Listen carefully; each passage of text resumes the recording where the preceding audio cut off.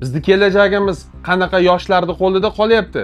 Videoni ko'ring. Hurmatli, mana shunaqa narsaga o'tirib qolgan yoshlar, sizlarning otalaring yoki onalaringning vaqti yo'qdir sizlar bilan shug'ullangani. Chunki ular sizlarni boqish uchun har kuni davlatning ishida ishlaydi. Buni mana men gapirib beraman. Bu hammasi vaqtinchalik narsalar.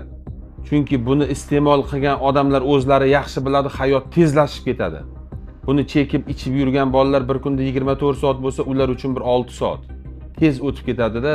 Bunga yaqinlashmanglar. Bu shunaqa, bu hozir asr vabosi, bu faqat O'zbekistonda emas, butun dunyoda. Ayniqsa bizda yoshlarimiz maktabda ham rosa ko'p shu narsaga mukkasidan ketib qolgan. Nasan bilib olinglar, kelajak avlodlaring, zurriyotlaring kuyib ketadi. O'zlaring ham xorlik ko'rasizlar.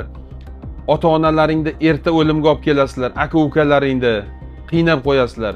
Bu hayotda mazza qilib yashash kerak-da. Men 90-yillarni ko'rgan bola sifatida aytaman. Mana shu narkotik iste'mol qiladigan bolalar bo'lardi.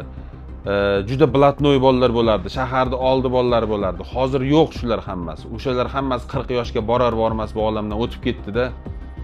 Bu hayot bir marta beriladigan ne'mat. Mazza qilib yashanglar.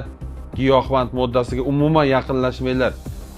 Chunki sizlar hali sal yoshsizlar, buni bilmaysizlar-da. Kelajakdagi yomon, juda yomon illat bo'ladi. Ehtiyot bo'linglar. Toshkent viloyati va Bekobod shahar ichki ishlar bo'limi qattiq ogohlantiradi. Hurmatli, mana shunaqa narsaga farzandi o'tirib qolgan ota-onalar, menga aloqaga chiqinglar. Yaxshi bitta klinika bor, davolab berishga yordam beramiz. Chunki ko'ryapmiz-da, hozir ahvol og'ir va bu sir saqlanadi, hammasi hech kimga xabar berilmaydi.